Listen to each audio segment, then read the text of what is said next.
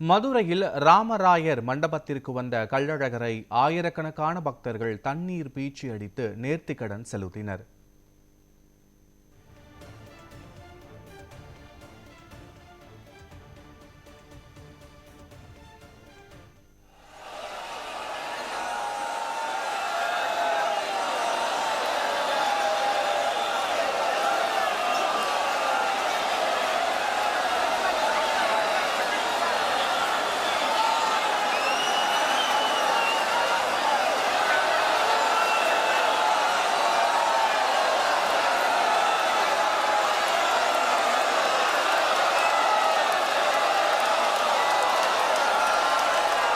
ராமராயர் மண்டபத்திற்கு வருகை தந்த கள்ளழகரை ஆயிரக்கணக்கானோர் தண்ணீர் பீச்சி அடித்து நேர்த்திக்கடன் செலுத்தி இருக்கிறார்கள். முழுமையான விவரங்களோடு எமது செய்தியாளர் ஹரிகிருஷ்ணன் இணைகிறார்.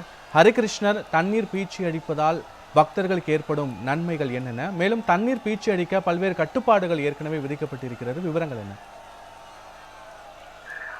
சித்திரை திருவிழாவில் 5ஆம் நாள் நிகழ்வாக வைகையாற்றில் எழுந்தருளிய கள்ளழகருக்கு தண்ணீர் பீச்சும் வைபவமானது சற்று முன்னதாக நடந்திருக்கிறது. இந்த தண்ணீர் பீச்சு வைபவம் என்று சொல்லக்கூடிய தீர்த்தவாரி நிகழ்வு சற்று முன்னதாக ராமராயர் மண்டபத்தில் நடைபெற்றிருக்கிறது. காலை சரியாக 5:50 மணிக்கு கள்ளழகர் வைகையாற்றில் எழுந்தருளக்கூடிய நிகழ்வானது நடைபெற்றது. இதற்காக கடந்த நேற்றைய முன்தினம் அழகர்மலையிலிருந்து தங்க பள்ளக்கில் கள்ளர் திருக்கோலத்துடன் புறப்பட்ட கள்ளழகர் மதுரையை வந்தடைந்தார்.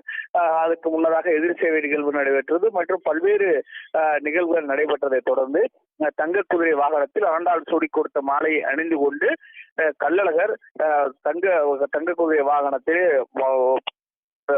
அதாவது வைகையாற்றை நோக்கி புறப்பட்டார். இன்று அதிகாலை 5:50 மணிக்கு இறங்கியதை அடுத்து தற்போது 2ஆம் நிகழ்வாக இன்று ராமராயர் மண்டபத்தில் வந்த கள்ளழகரை ஆயிரக்கணக்கான பக்தர்கள் தண்ணீர் பீச்சி அடித்து நேர்த்திக்கடன் செலுத்தியிருக்கிறார்கள். தங்கள் வேண்டுதல்கள் பல்வேறு காலகட்டத்தில் குடும்பத்தின் நன்மைக்காகவும் உடல் நலத்திற்காகவும் பக்தர்கள் வேண்டிக் கொள்வார்கள். அவர்கள் வேண்டிக் கொள்ளக்கூடியவர்கள் கள்ளழகரை போல வேடமடைந்து அது விரதம் இருந்து அதை தண்ணீர் பீச்சக்கூடிய நிகழ்வானது நடைபெறும். மீனாட்சி அம்மன் கோவில் சித்திரை திருவிழா முடிவுற்ற நிலையில் தான் கள்ளழகர் கோவில் சித்திரை திருவிழா தற்போது நடைபெற்று வருகிறது.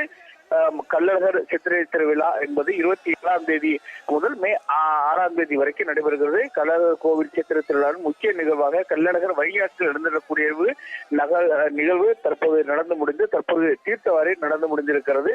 சித்திரை திருவிழாவிற்காக கள்ளழகர் பக்தர்கள் விரதம் இருந்து நேர்த்திக்கடனாக கள்ளழகர் வேடம் அணிந்து தண்ணீர் பீச்சும் அடித்து கள்ளழகரை குளிர செய்வதை தலைமுறையாக தொன்று செய்து கொண்டிருக்கிறார்கள்.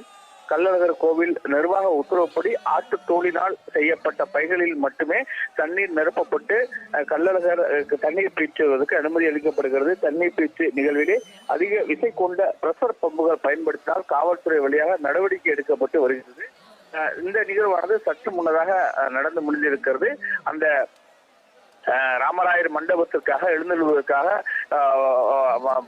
வைகையாற்றிலிருந்து வந்த கள்ளழகரை ஆயிரக்கணக்கான பக்தர்கள் தங்களுடைய பைகளில் இருந்து இருக்கக்கூடிய நீரை அவர் மீது பீச்சி அடித்து குளிர செய்து அவரை வரவேற்கக்கூடிய காட்சிகளை தான் பார்த்தோம். இன்று மாலை இதே தங்க குதிரை வாகனத்தில் வண்டியூரில் இருக்கக்கூடிய பெருமாள் புறப்பட்டு சொல்லுவோம்.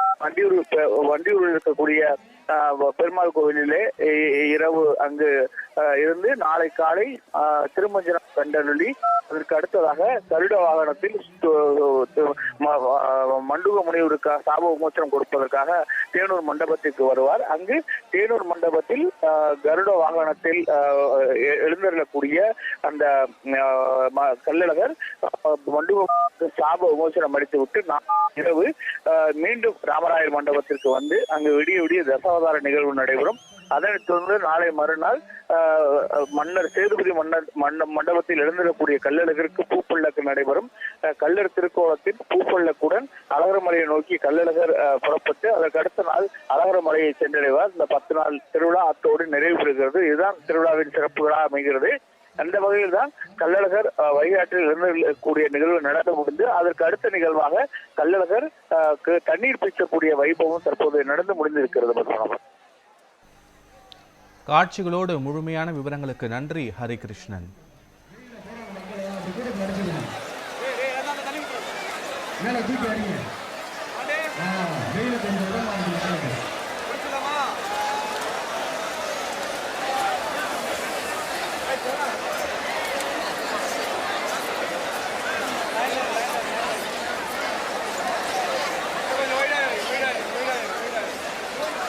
தர்மத்துப்பட்டியை சேர்ந்த கண்ணம்மாள், தர்மத்துப்பட்டியை சேர்ந்த கண்ணம்மாள்